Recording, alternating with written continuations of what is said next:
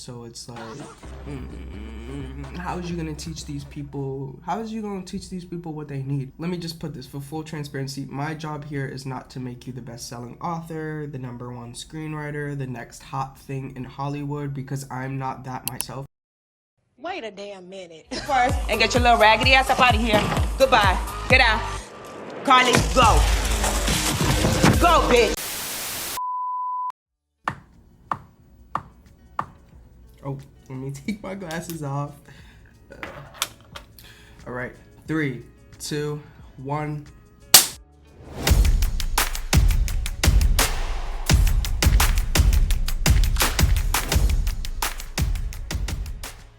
Welcome, everyone, to my YouTube channel. Just for full transparency, this is like we're gonna go with like 8th time recording this, and I've done it over the span of a week. So hopefully, just hopefully, this cut is the cut. Okay. My name is DeShaun Darling, and I'm 22 years old, and I'm currently a student at Emerson College, where my major is media arts production with a specific focus. What? Well, I don't know why I said it like that. With a specific focus in screenwriting. And today, you are watching The Writer's Journey. Maybe I should have said it at the same time. The Writer's Journey. You know, that's actually the title of a book that I've been reading by Christopher Vogler, I believe his name. Is definitely a good read. You guys should check it out. I'm not done with it. I'm on page like 60 out of Lord knows how many. But it's really a good book. And at first, I feel like for the channel, I had the name Storysphere Screenwriting. But like, I don't know, it just didn't sound authentic. It sounded like I was just kind of like, you know, I feel like The Writer's Journey actually reflects my goals with this YouTube channel. To create a diverse community of diverse perspectives in regards to writing as a whole. But I feel like we get too caught up, like especially like beginner screenwriters. This was definitely once me. I got too caught up in consuming content from writers who are already established or successful. I say that in air quotations because I feel like success looks different for everyone. But we get too caught up in like seeking advice and following like well-established writers. We're like, okay, we have to do it exactly like this. They say, okay, you need an outline, you got an outline. You have to have your character arcs planned out before you start the story. Okay, you have to do that. We take their advice too literal, but I feel like the writing process is definitely something that's unique to everyone. In this channel, we will definitely be focusing on the fundamentals. Yeah, see? I need to know the fundamentals of English before I start talking.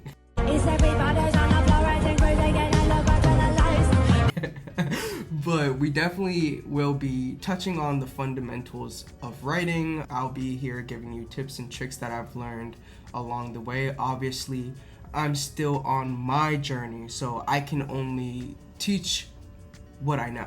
But as a writer, my main focus is on characters.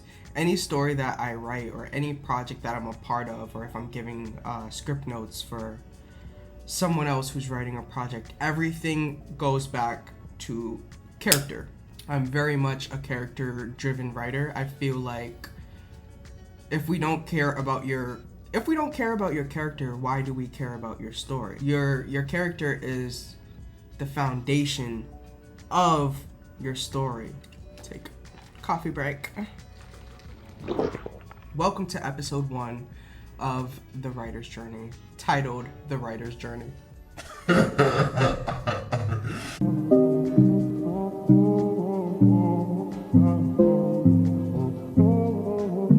I definitely missed the point that I was trying to make with beginner screenwriters and learning from successful, prestigious writers.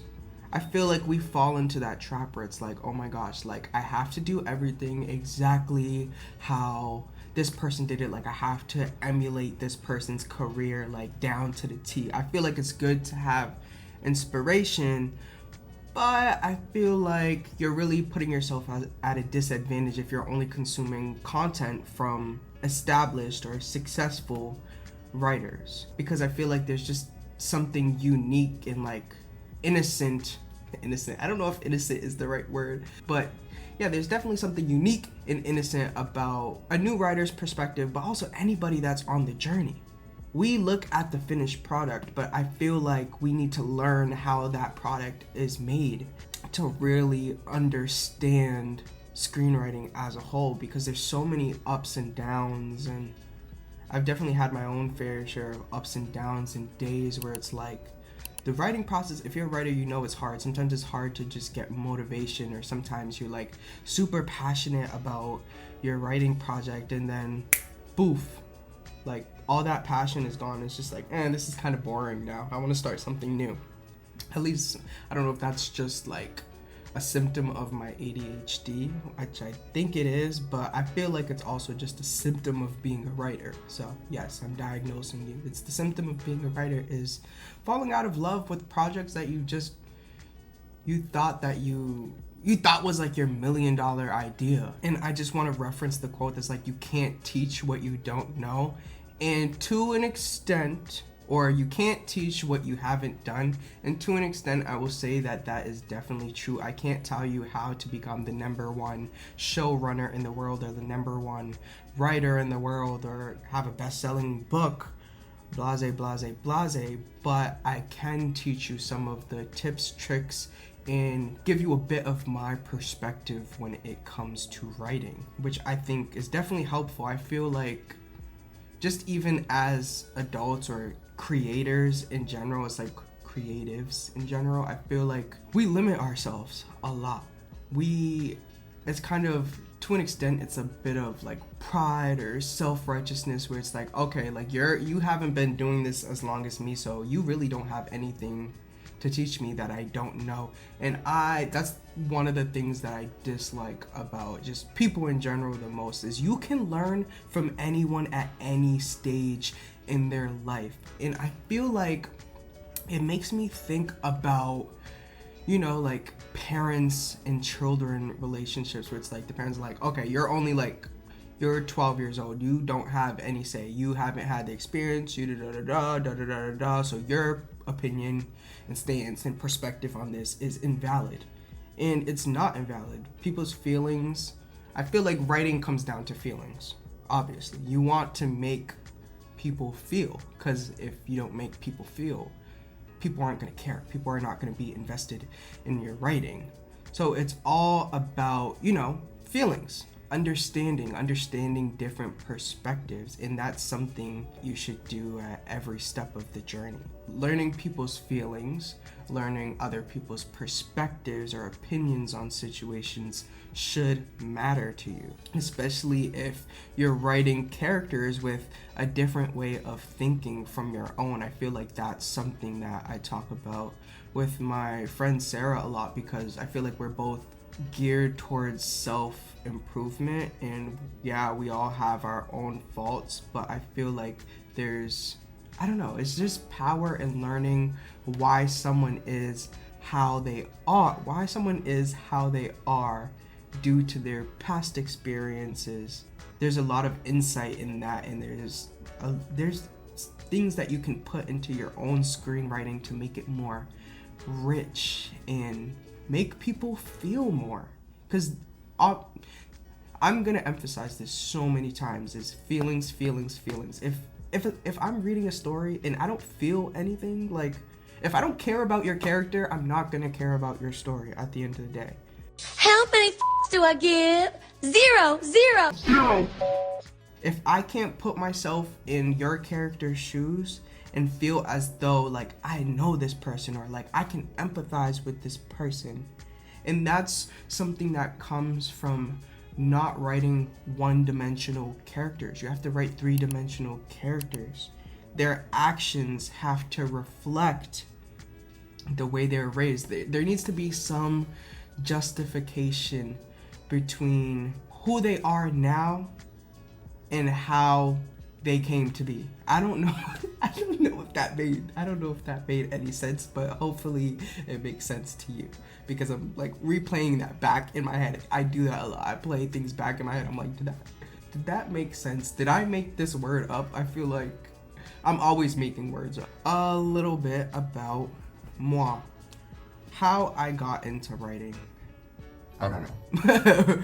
it just kind of came to me. It's like something that I feel like in 2019 it came back up, but it's something that I low-key like always was doing. So when I was very young, probably 7, 8 years old, I just became like obsessive over WWE, and it was never like the fighting, the aggressive, like the aggression that never really like resonated with me, because I'm not an angry man. I don't. What's wrong with you, bro? What the heck? You tripping, bro? You tripping? But it was the stories, the storylines, because this is it. WWE, what that stands for, World Wrestling Entertainment. Emphasis, operative word being entertainment. Their job is to entertain. And if you didn't know this prior, WWE has scripts. They have scripts, like people follow a script. When you see people's promos, it's usually based off of a script. Majority of the time, I feel like people probably go off on tangents, which is why sometimes it just doesn't hit. Also personality too, but it's all a show. Duh, like it's a show. Oh my God! Wow! WWE is something that I always loved. I just never knew why, but I feel like looking like in hindsight, it's like, oh, it's the story. I loved seeing people work their way up from the bottom, winning championship after championship. The person that lost every fight, the underdog, seeing the underdog. I feel like the underdog is definitely one of the biggest tropes in storytelling, and I feel like majority of the stories have some type of like underdog component, because we all root for the underdog, because at one point in time in our life we felt like the underdog. And I feel like maybe this is shade to me, but you still feel like the underdog. I feel like even making this YouTube channel, I'm the underdog, because it's like, DeShaun, you don't have any professional like screenwriting experience, so it's like, how is you gonna teach these people what they need? Let me just put this for full transparency. My job here is not to make you the best-selling author, the #1 screenwriter, the next hot thing in Hollywood, because I'm not that myself. Wait a damn minute. First, and get your little raggedy ass up out of here. Goodbye. Get out. Carly, go. Go, bitch. Like I said, you can't teach what you haven't done. My job is to teach you story, teach you and emphasize the importance of story and make meaningful stories. That's my main goal here, but also to like encourage you and give you advice along the way on your own journey. Okay, so put a little asterisk there. But yes, with WWE, I was obsessed with rivalries. I was obsessed with beefs, to the point where I have WWE 2K24 in my room right now, like loaded up. Like my PS5 is on not low power mode. It's on like sleep mode. So yeah, I have a whole list of rivalries in my phone. In my phone, I have like championships, who wins the championships, who wins the beefs, because that stuff just, I don't know, it's just the story, like working my like wrestler up from the bottom, like, yay, you finally won a championship. I don't know, it just like really like touches, I don't know, it like touches my heart, and I feel like that's what stories should do it. They should touch your heart, touch your emotions. Like if your hair is not like prickling at like, you know, such a heartbreaking scene, or like something that just like blows your mind, it's like you're not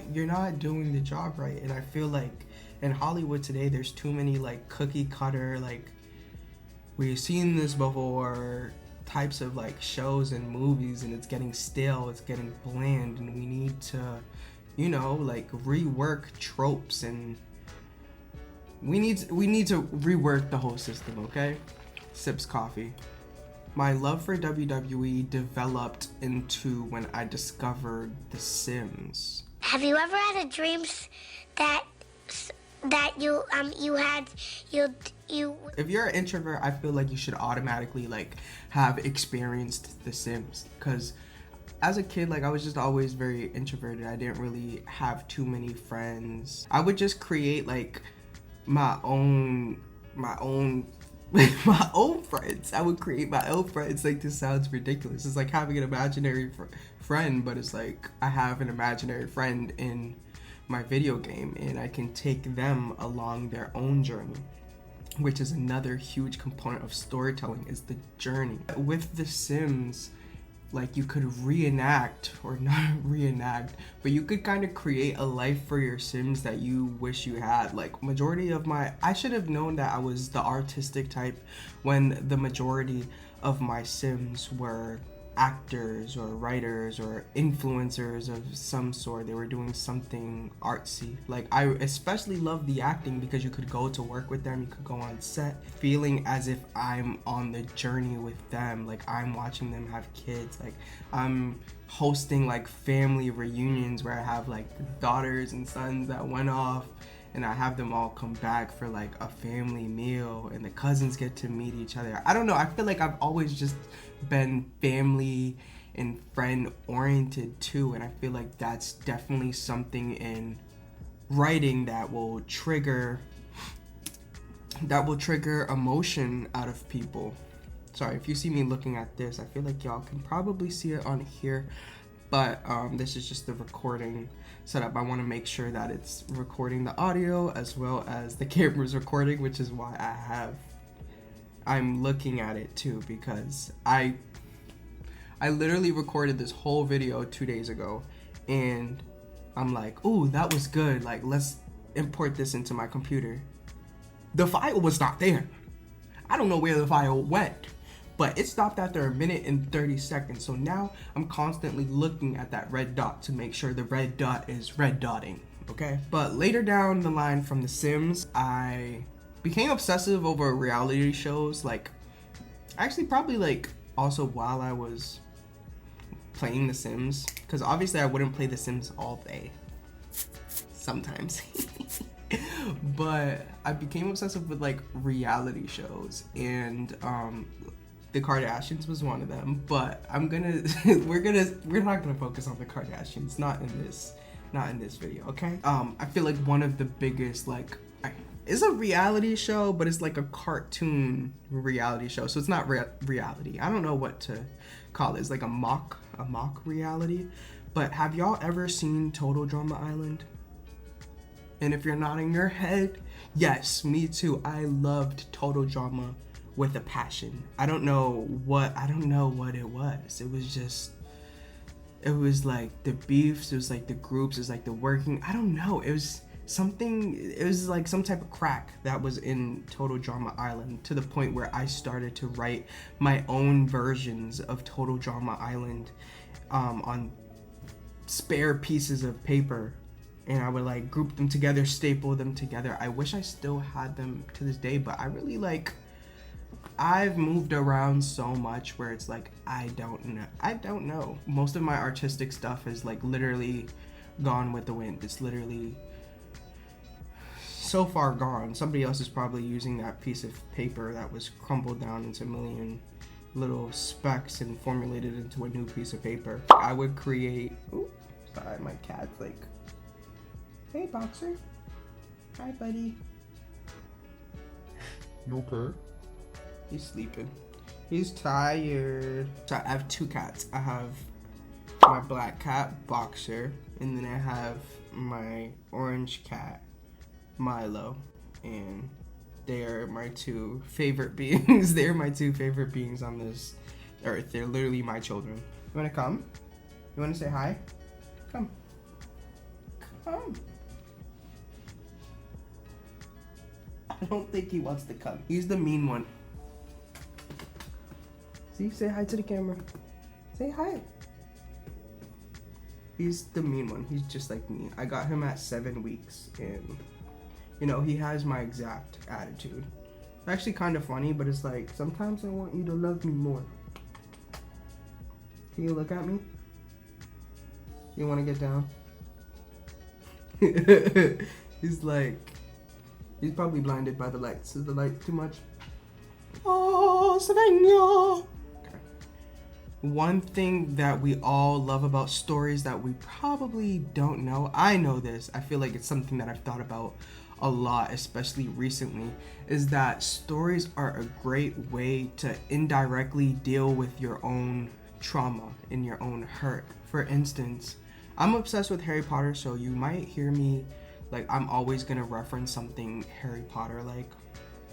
But in regards to Harry Potter, I was a foster kid growing up, so off and on, so I wasn't always around my parents. And since I wasn't really with my parents, like there's times where I felt like the Harry Potter in like a foster home, and it's like I'm kind of the outcast and I'm set apart.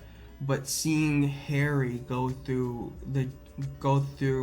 that heroistic, I don't know, I make up words, like I said, that heroistic journey where he went from overlooked to basically being the hero is definitely a journey that I wish I could experience, but I got to live vicariously through him.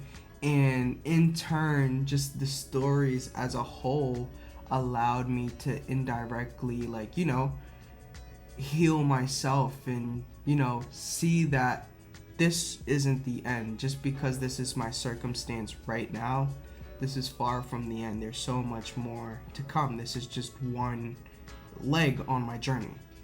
Other than total drama and like my little reality shows, I was never really a big movie watcher or like TV watcher. I didn't really care for any of that ish because I don't know, it just didn't like interest me. Well, also Disney Channel. I loved Disney Channel for a while, but once like I grew out of Disney Channel, it's just like I didn't really watch anything.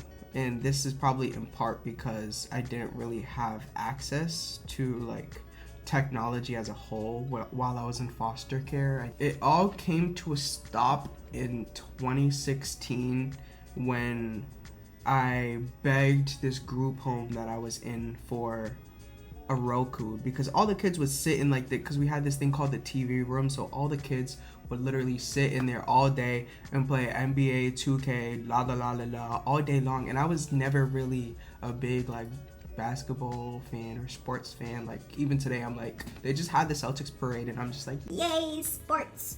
But I was just never like a sports fan. I feel like if you're not a sports fan, you're most likely inclined to the artistic side.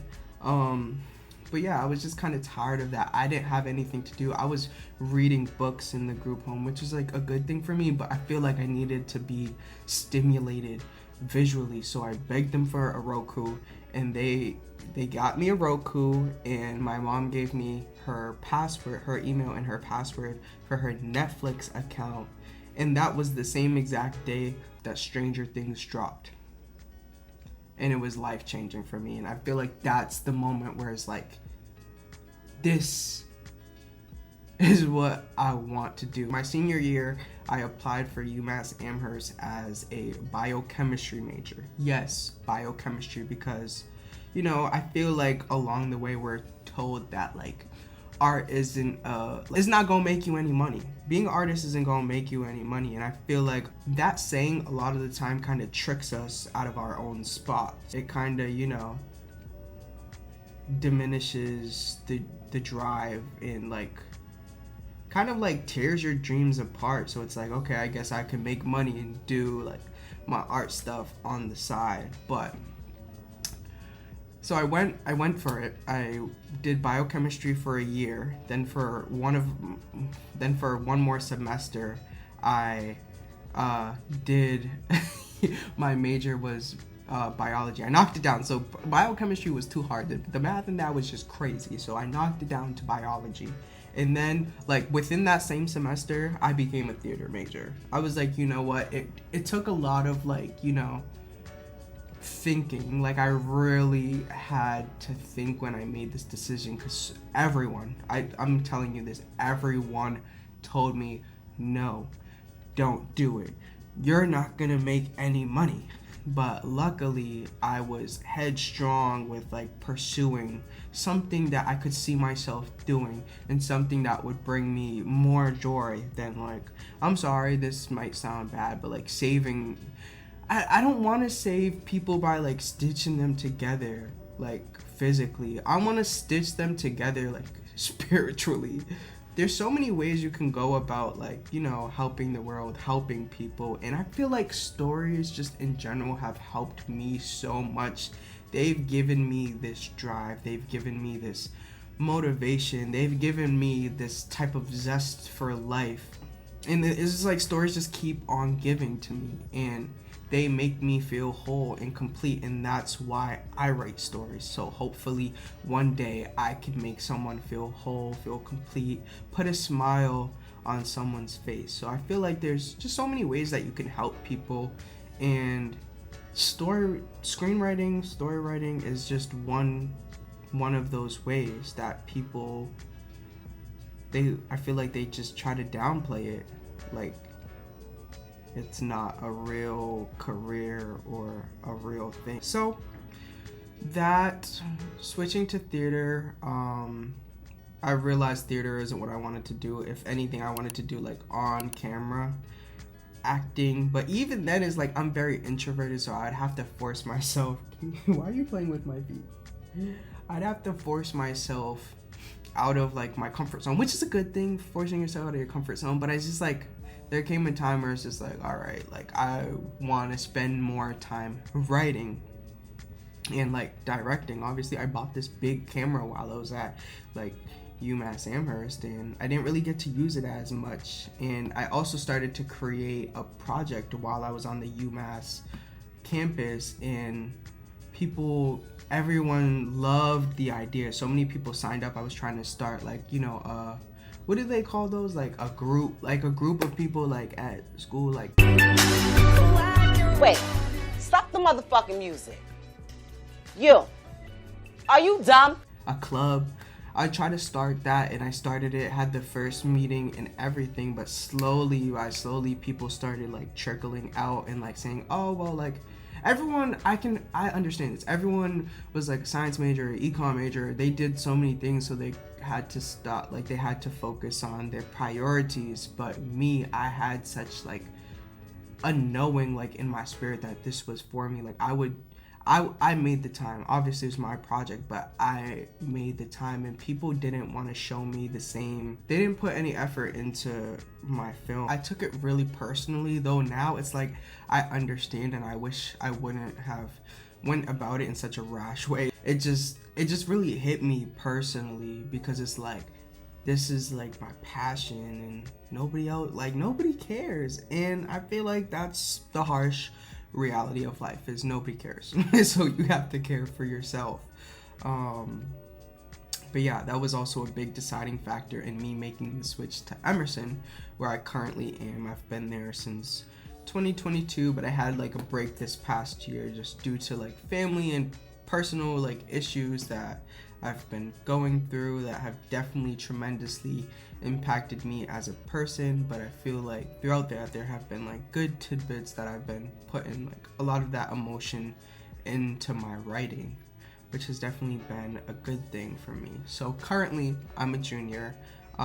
Throughout my time at Emerson, I've worked on so many sets, from assistant director to production assistant to producer. I've played so many roles on so many different sets to like really be confident and know that this is what I want to do. And it also has shaped my experience like positively. Obviously there's negative aspects of some of the sets that I've been on, but I feel like overall, like I can really appreciate, you know, the artist's journey. That's a little bit about me. Thank you guys for listening, if you listened, and if you didn't, you won't hear this, so I'm not even gonna say shame on you, but shame on you if you skip through this video. You don't care about my feelings. But going back to something that I said earlier about learning from successful people and people that have the prestige and the accolades to support their success. I don't know why I keep using these air quotations, but going back to that, for episode 2 of the writer's journey, I am going to create a compilation of advice from famous writers, and I feel like this will serve to motivate and encourage you along your journey, because it's hard. Sometimes it's hard to, like, you know, keep that motivation going and like just keep that drive, especially when we have new things that are, you know, trying to like break our industry down, like the use of AI and like screenwriters not being put into rooms anymore and it's just computers. It's like, I feel like there's pros and cons to the whole AI thing, but I feel like it's a bigger con because our jobs are at risk, you know? So so that compilation is gonna be I'm gonna scour the internet. I have a couple of pieces of advice that I definitely want to put in there from some of my favorite writers, but I think it's gonna be like a good way to get you motivated. I know whenever I'm lacking motivation, I go online or I read a book and I just look at writing advice or anything pertaining to writing, because I feel like the hardest part is to start. The hardest part of writing is to write, literally is to write. So I feel like that's something that should, even if you want to click halfway off through the advice and just start writing, go ahead. But like I said, learning from everyone is essential in shaping your voice as a writer and as a creative in general. I feel like you should never be opposed to learning from people that are on all different parts of their journey, whether they're super successful or they haven't even written a screenplay yet. I feel like writing is more, I like to think of it as more of like a psychology thing, which is something I want to study more, is like just the psychology of writing. I think that might be another episode that, you know, I delve deeper to in the future as, you know, I explore more psychology and kind of implement that into my writing. I hope you guys look forward to next time, because I sure as hell do. And peace out.